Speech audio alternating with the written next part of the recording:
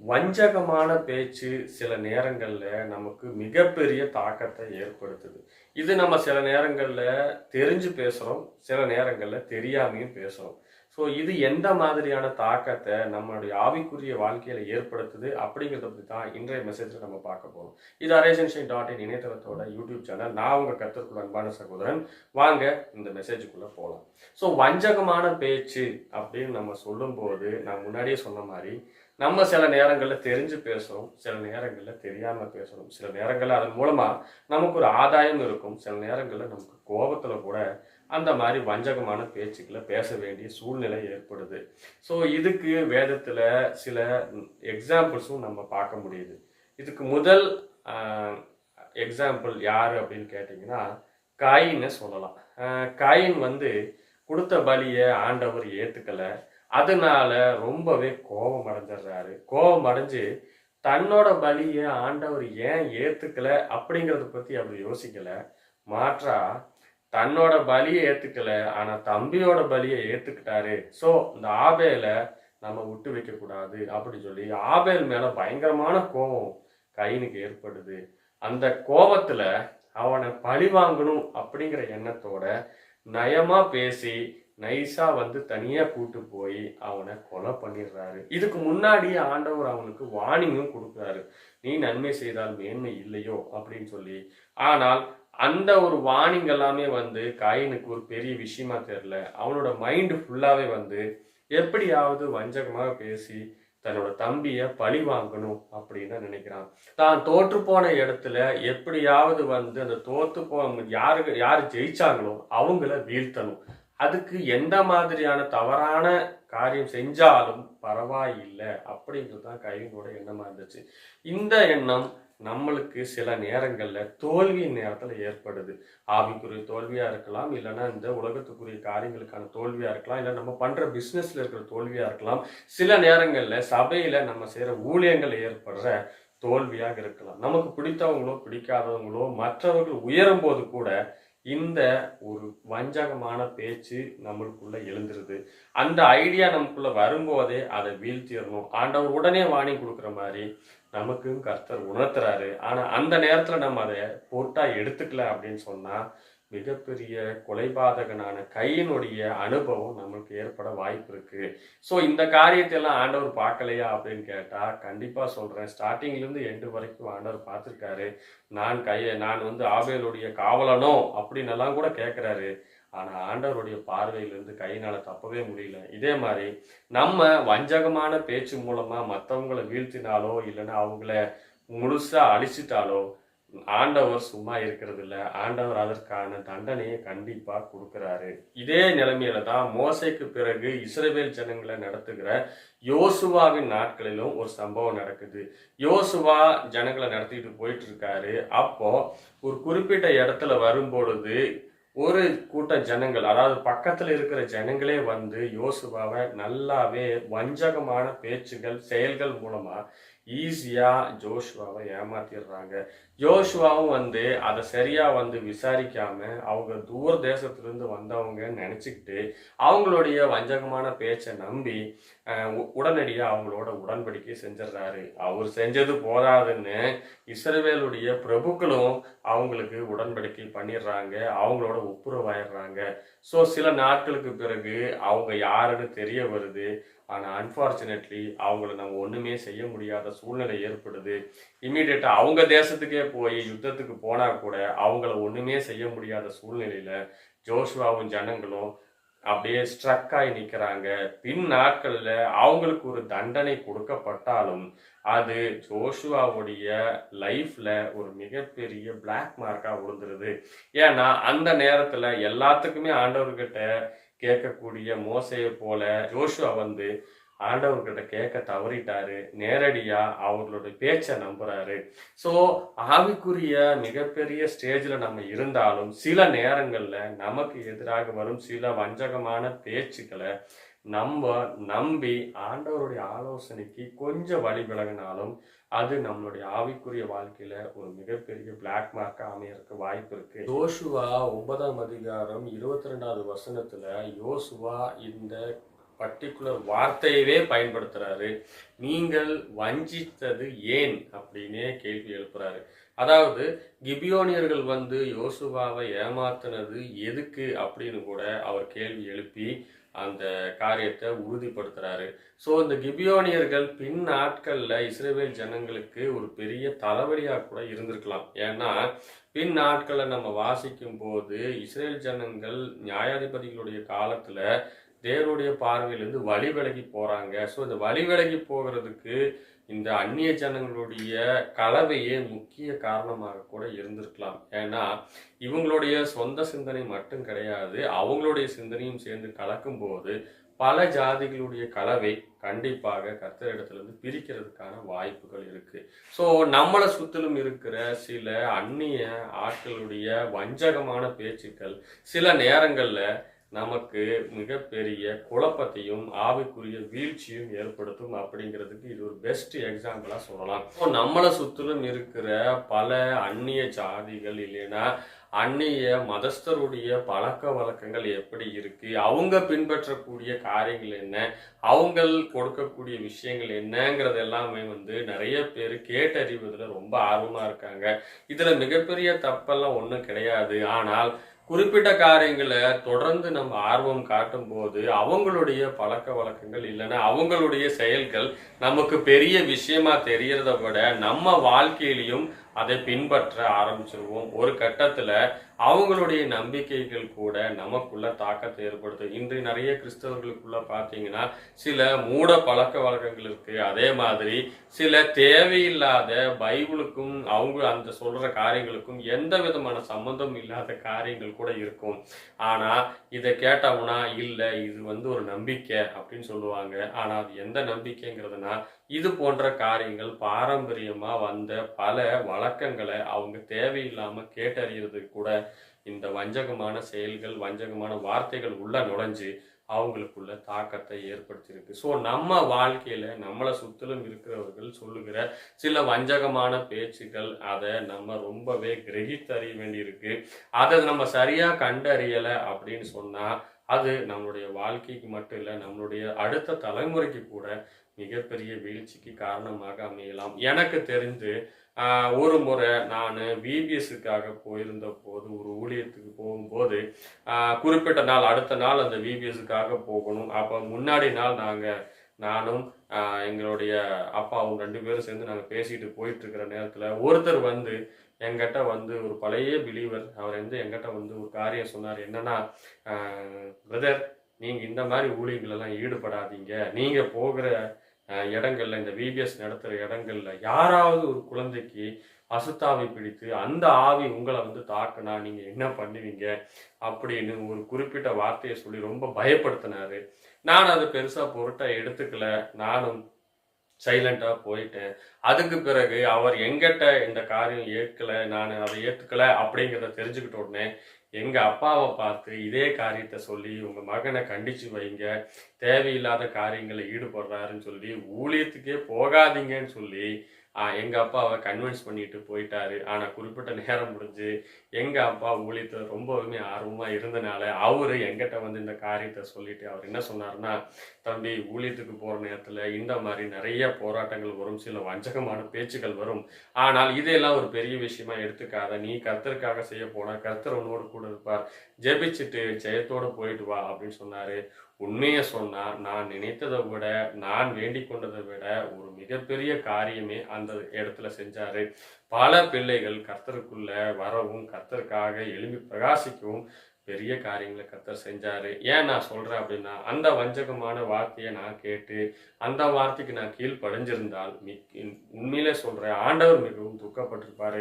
இது சவுலுக்கு ரொம்பவே ஹெல்ப்ஃபுல்லா இருக்காரு. ஒரு சாதாரண பிரஜையா நின்று தன்னுடைய ராஜ்யத்துக்கு எதிராக வந்த பெரிய ஒரு போரையே அவர் தடுத்து நிறுத்துறாரு. மிகப்பெரிய கோலியாத்தை வீழ்த்துறாரு. வீழ்த்தி தன் ராஜ்யத்துக்கே இஸ்ரவேல் ஜனங்களுக்கே வர வேண்டிய பெரிய அவமானத்தையே அவர் தடுத்து நிறுத்துறாரு. ஆனால் இந்த நேரத்துல சில பெண்கள் பாடின பாட்டை கேட்டு சவுல் டென்ஷன் ஆகுறாரு. அதுக்காக அவரை வஞ்சகமா வீழ்த்தி எப்படியாவது தன் ராஜ்யத்திலிருந்து அவரை கொன்று போடணும் அப்படிங்கிற ஒரே முயற்சிக்காக என்னென்னமோ தந்திரமான வேலையெல்லாம் பண்றாரு, வஞ்சகமான செயல்கள் ஈடுபடுறாரு. அதுல ஒரு வஞ்சகமான செயல் தான் தாவீத தன்னுடைய மருமகனா மாத்துறது அப்படிங்கிறது.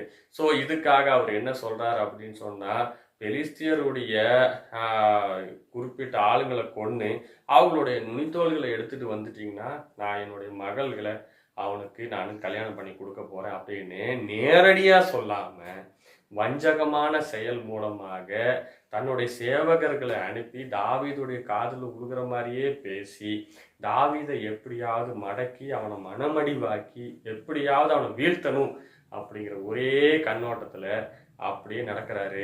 ஆனா அன்பார்ச்சுனேட்லி ஆண்டவர் அவனோடு கூட இருந்ததுனால பெலிஸ்தருக்கு முன்பாக வெட்கப்படாம அதை ஜெயிச்சு எடுத்துட்டு வராரு. ஆனாலும் இந்த சவுல் அப்படிங்கிறவரு முதல் பொண்ணை கல்யாணம் பண்ணி கொடுக்குறேன்னு சொல்லிட்டு முதல் பொண்ணை கொடுக்காம ரெண்டாவது பொண்ணை கொடுக்குறேன்னு சொல்லி கடைசியில் அதுக்கும் ஒரு குழப்பம் ஏற்படுத்தி அதுக்கப்புறம் தான் மீகலை கல்யாணம் பண்ணி கொடுக்குறாரு. ஆனா மீகலை கல்யாணம் பண்ணி கொடுத்து கூட தாவீதுடைய வாழ்க்கையில ஒரு நல்ல ஆசீர்வாதமான நிலைமையில இல்லை அப்படிங்கிறதா மிகப்பெரிய வருத்தமான விஷயமா இருந்துச்சு. ஸோ சவுளுடைய எல்லா வஞ்சகமான செயல்களையும் ஆண்டவர் நிர்மூலமாக்குனதுனால தாவீது தப்பிச்சிட்டாரு. இல்லைன்னா தாவீது கண்டிப்பா ஒரு மிகப்பெரிய புதக்குடியில விழுந்து அவருடைய வாழ்க்கையை அழிஞ்சிருக்கிறதுக்கு வாய்ப்பு இருக்கு. ஆண்டவர் தாவீதோட இருந்தாரு. ஸோ நமக்கு எதிராக ஏற்படுகிற இந்த மாதிரி வஞ்சகமான செயல்களை கர்த்தர் நின்று நமக்காக யுத்தம் பண்றாரு. நம்ம ஆண்டவரோட உண்மையா இருந்தோம்னா நம்மளுடைய ஜீவியம் கர்த்தருக்கு உண்மையா இருந்துச்சுன்னா நம்ம வேலை செய்யற இடத்துல கர்த்தருக்கு உண்மையா நம்ம வேலை செஞ்சோம்னா ஆண்டவர் நமக்கு எதிராக ஏற்படும் எல்லா வஞ்சகமான சூழ்ச்சிகளையும் கர்த்தர் முறியெடுத்து நமக்கு ஒரு மிகப்பெரிய ஜெயத்தை தர்றாரு. அந்த வஞ்சகமான செயல்கள் மூலமாகவே நம்ம வீழ வேண்டியதுக்கு பதிலா அதன் மூலமா உயர்றதுக்கும் அதுக்கு மிகப்பெரிய வாய்ப்பு இருக்கு. தாவீதும் 2 சாமுவேல்ல ஒரு குறிப்பிட்ட சம்பவம் நடக்கும்போது உரியாவுடைய மனைவிய அவர் இஷ்டப்படுறாரு, அவர் அடையணும்னு நினைக்கிறாரு. தான் செஞ்ச தப்பை மறைக்கிறதுக்காக உரியாவை எப்படியாவது அதுக்கு பொருந்தி போற மாதிரி அவனை குடிக்க வச்சு அவனோட பரிவா பேசி அவன் மேல ரொம்ப பரிவு காட்டுற மாதிரி வஞ்சகமா பேசி எப்படியாவது தான் குற்றத்தை அந்த யாருக்குமே தெரியாம மறைக்கணும் அப்படிங்கிறதுல தாவீது ரொம்பவுமே கண்ணும் கருத்துமா செயல்படுறாரு. ஆனாலும் அன்பார்ச்சுனேட்லி உண்மையான சேவகனான உரியா கடைசி வரைக்குமே அவன் வீட்டுக்கு போகவும் இல்லை. அந்த குற்றத்துக்கு தான் காரணமா இருக்கிறங்கிறதோ இல்லைன்னா அந்த குற்றத்தை மறைக்கிறதுக்கோ ஒரு காரணமா இருப்பனோ அவன் ஒத்துக்கவும் இல்லை. உண்மையா சொன்னா உரியாவுக்கு அந்த சம்பவம் நடந்ததே தெரியாது அப்படிங்கிறதான் மிகப்பெரிய வருத்தமான செயல். கர்த்தருக்கும் கர்த்தருடைய ஜனங்களுக்கும் அவன் உண்மையா இருக்கணும்னு கடைசி வரைக்கும் இருந்தான். ஆனா தாவீது எவ்வளவோ வஞ்சகமான செயல்களை ஈடுபட்டும் கடைசியில உண்மையுள்ள அந்த உரியா சாகிறதுக்கு தான் அவனுக்கு இது கிடைச்சிச்சு.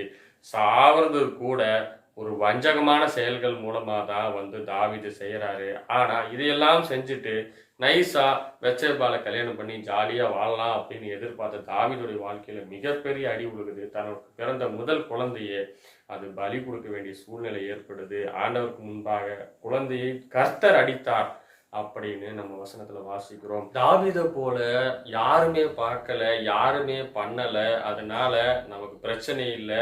நம்ம இந்த குறிப்பிட்ட ஆளை எப்படியாவது கவர் பண்ணி வஞ்சகமா பேசி எப்படியாவது அவரை வீழ்த்திடலாம், இல்லைன்னா அவருடைய காரியத்தை நம்ம எடுத்துக்கலாம் அப்படின்னு நினைச்சு நம்ம செய்யக்கூடிய காரியங்கள் கண்டிப்பா ஆண்டவருடைய பார்வையில அது மிகப்பெரிய தாக்கத்தை ஏற்படுத்தும். ஏன்னா ஆண்டவருடைய பார்வைக்கு விலகி நம்மளால ஒண்ணுமே செய்ய முடியாது. பாருங்க, தாவீது எவ்வளவோ தந்திரமா செஞ்சாரு. ஆனாலும் அந்த காரியத்துல அவருக்கு தண்டனையும் கிடைச்சது, அந்த காரியத்துல அவருக்கு மிகப்பெரிய தோல்வியும் அமைஞ்சது. பிற்காலத்துல அது ஓகே ஆயிடுச்சு. இருந்தாலும் அந்த அந்த செய்த காரியம் மிகப்பெரிய பிரச்சனையில தான் முடிஞ்சிச்சு. தீர்க்கதரிசி நேரடியாக வார்னிங் கொடுத்து நீயே அந்த மனுஷன் அப்படின்னு சொல்லக்கூடிய ஒரு மிகப்பெரிய பழி பாவத்துக்கு தாவீதுடைய அந்த வஞ்சகமான செயல் இல்லைன்னா அந்த வஞ்சகமான வார்த்தைகள் ஒரு காரணமாக அமைஞ்சு. 2 சாமுவேல் 17ஆம் அதிகாரம் நம்ம வாசிக்கும் போது தாவீதுடைய மகன் அப்சாலம் உள்ள நுழையிறாரு. உள்ள நுழைஞ்சு எப்படியாவது அப்பாவுடைய ராஜ்யத்தை அவர்கிட்ட இருந்து பறிக்கணும் அப்படிங்கிறதுல நயவஞ்சகமா செயல்படுறாரு. இதுக்கு முக்கியமான ஆலோசனை கொடுக்கறது யாருன்னு கேட்டீங்கன்னா தாவீதுடைய மிகப்பெரிய நம்பிக்கையா இருந்த அகித்தோஃபேல் அப்படிங்கிற ஒரு மனுஷன். அகித்தோஃபேலுடைய ஆலோசனைகள் எப்படின்னா, கர்த்தருடைய ஆலோசனை போல இருந்தது அப்படிங்கிற ஒரு வார்த்தை கூட இருக்கு. ஸோ இந்த நிலைமையில அகித்தோஃபேல் கொடுக்குற ஒரு ஆலோசனை மிகப்பெரிய ஒரு வீழ்ச்சிக்கு தாவீதுக்கு காரணமா இருந்திருக்கும்.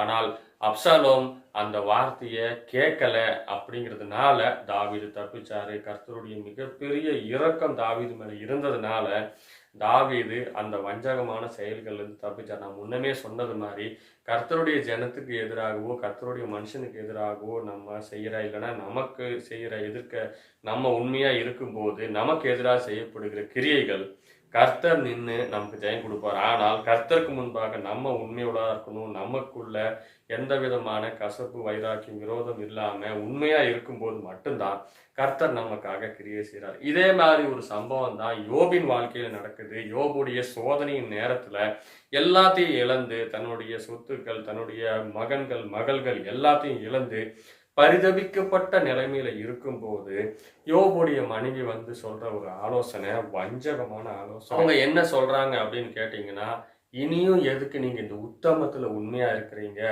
தேவனை தூஷிச்சு ஜீவனை விடும் அப்படின்னு சொல்றாங்க. நீங்க ஏன் இவ்வளவு கஷ்டப்படுறீங்க, நீங்க இதுக்கு கம்முன்னு சத்து போறது பரவாயில்லன்னு சொல்லியிருக்கலாம்.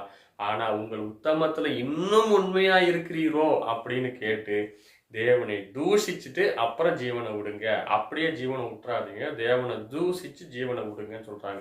ஸோ இதே போன்ற வஞ்சகமான வார்த்தைகள் இல்லைன்னா பேச்சுக்கள் இல்லைன்னா ஆலோசனைகள் நமக்கு சுற்றிலும் இருக்கிற நமக்கு க்ளோஸா இருக்கிற ஃப்ரெண்ட்ஸ் மூலமா நம்மளுடைய குடும்பத்தார் மூலமா நம்மளுடைய உறவினர்கள் மூலமா ஏன் நம்ம ரொம்பவே நம்பக்கூடிய நம்மளுடைய ஊழியக்காரங்க மூலமா கூட பிசாசு கொடுக்கலாம்.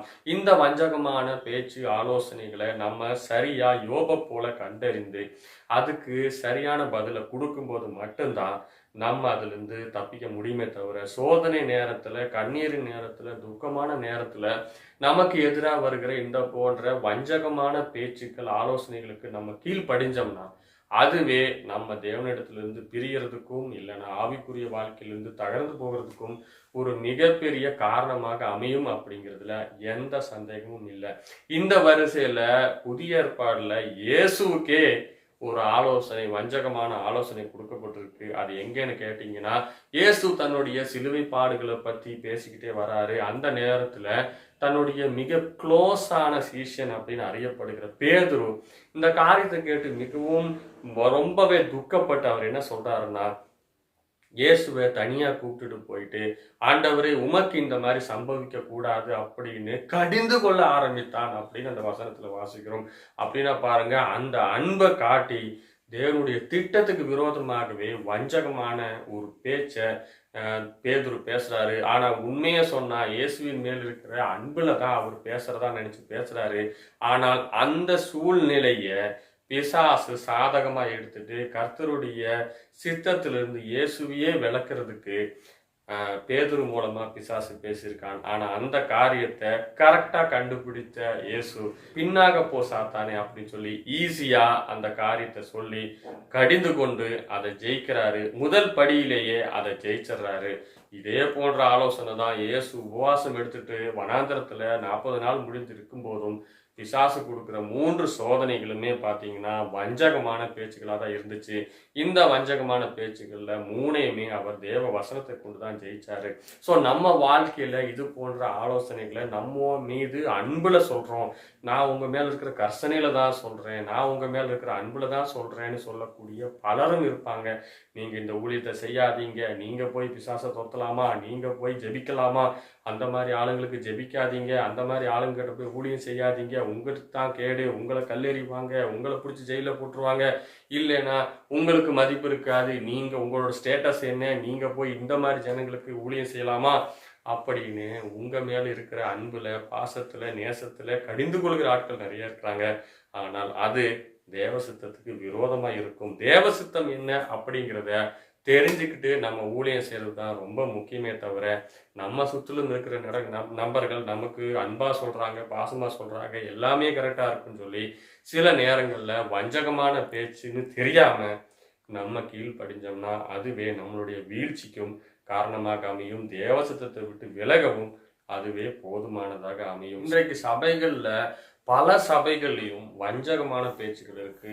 ஊழியர்களும் சரி, விசுவாசிகளும் சரி, ஊழியர்கள் விசுவாசிங்க கிட்ட வஞ்சகமா பேசி தங்களோட காரியங்களை நிறைவேற்றிக்கிறாங்க. அதே மாதிரி ஊழியக்காரங்களும் தங்களுக்கான தேவைகளை நிறைவேற்றுறதுக்காக சில நேரங்கள்ல விசுவாசிங்க கிட்ட தந்திரமாக பேசி வசூல் பண்ற ஆட்கள் நிறைய பேர் இருக்காங்க. பெற்றோர் தாங்களுடைய விருப்பங்களை நிறைவேற்றணும் அப்படிங்கிறதுக்காக, தங்களுடைய மனசுல பட்டது சரி அப்படிங்கிறத நிரூபிக்கணும் அப்படிங்கிறதுக்காக பிள்ளைகளுடைய வாழ்க்கையில மிகப்பெரிய வஞ்சகமான பேச்சுக்களை பேசி எப்படியாவது அவங்கள பிரெயின் வாஷ் பண்ணி தாங்க நினைச்ச காரியத்தை சாதிக்கிறாங்க. ஆனா பின் நாட்கள்ல அது தேவசித்தமா அப்படின்னு தெரியாம போய் ரொம்பவே கஷ்டமும் படுறாங்க. சில பிள்ளைகள் தங்களுடைய இஷ்டத்தை நிறைவேற்றணும் அப்படிங்கிறதுக்காக தாங்க இஷ்டப்பட்ட ஆட்களை திருமணம் செய்யணும், இல்லைன்னா தாங்கள் விருப்பப்பட்ட பாடத்தை தான் படிக்கணும் அப்படிங்கிறதுக்காக பெற்றோருடைய மனசுக்கு வஞ்சகமான பேச்சுக்களை பேசி எப்படியாவது அவங்கள ஒத்துக்க வச்சு அவங்கள தங்க வட்டத்துக்குள்ள கொண்டு வர்றாங்க. ஆனா அன்பார்ச்சுனேட்லி அதுவுமே சில நேரங்கள்ல பெரிய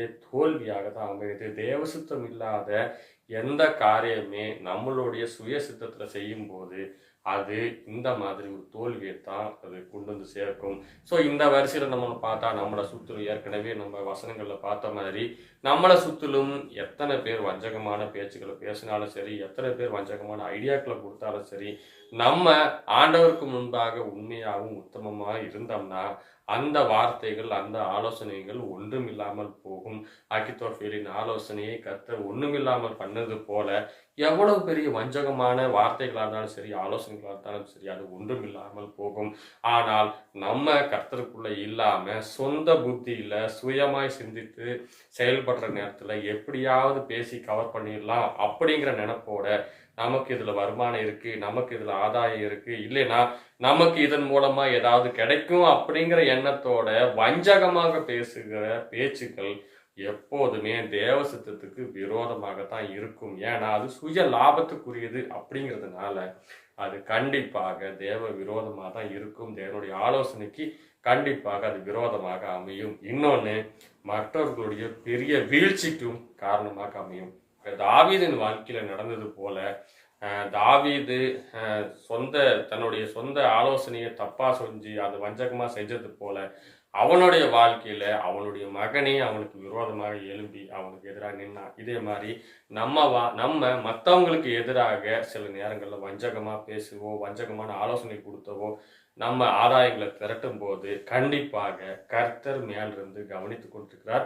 கர்த்தரும் அந்த வஞ்சகமான பேச்சுக்கு அவர் கண்டிப்பாக பதில் செய்வார். எனவே எல்லா காரியங்களையும் தேவ சித்தத்துக்கு ஒப்பு கொடுக்கலாம். தேவனுடைய கரங்களிலிருந்து பெறக்கூடியது ஆசீர்வாதமாக இருக்கும். நம்மளுடைய குறுக்கு புத்தி மூலமாகவோ, இல்லைன்னா நம்மளுடைய வஞ்சகமான பேச்சுக்கள் மூலமாகவோ நமக்கு ஆதாயம் கிடைக்கும் என்று நினைத்து நம்ம செயல்படுகிற எந்த காரியமாக இருந்தாலும் சரி, அதன் முடிவு அது மிகப்பெரிய அழிவாகவும் மிகப்பெரிய சாபமாகவும் தான் தீருமே தவிர ஆசீர்வாதமாக தீராது. ஸோ நம்மளுடைய வாழ்க்கையில வர வஞ்சகமான பேச்சு, ஆலோசனைகள் எப்படியாவது நம்ம மைண்ட்ல இருந்து அதை மாற்றுவோம். கர்த்தருக்கு இது சித்தமா, கர்த்தருடைய சித்தத்தின்படி நடக்குதா அப்படிங்கிறத திங்க் பண்ணுவோம். வசனத்தின்படி இது சரியா, நான் எடுத்துக்கொள்கிற காரியங்கள் சரியா, இல்லைன்னா நான் பேசுகிற வார்த்தைகள் சரியான்னு 1க்கு 2 முறை ஆராய்ந்து பேசுவோம். அப்படி பேசும்போது நம்மளுடைய வார்த்தைகள் வெள்ளித்தட்டத்தில் வச்ச தங்க பழத்துக்கு ஒப்பாக இருக்கும் அப்படின்னு நீதிமொழிகளில் வாசிக்கிறது போல நம்மளுடைய வார்த்தைகள் வேல்யூபிளாக இருக்கும். இன்னொன்று, நம்மளுடைய வார்த்தைகள் ஜீவனாக இருக்கும். நம்மளுடைய வார்த்தைகள் மற்றவர்களுக்கு மிகப்பெரிய ஆறுதலாக இருக்கும். இன்னொன்று, மற்றவர்களுடைய வாழ்க்கைக்கு மிகப்பெரிய ஆசீர்வாதமாக இருக்கும்.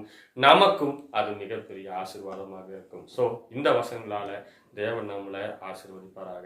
இந்த செய்தி உங்களுக்கு ஆசீர்வாதமாக இருந்திருக்குன்னு கர்த்தருக்குள்ள விசுவாசிக்கிறேன். இதே போன்ற செய்திகளை தொடர்ந்து கேட்க araisenshine.in அப்படிங்கிற இந்த யூடியூப் சேனலை சப்ஸ்கிரைப் பண்ணிக்கோங்க.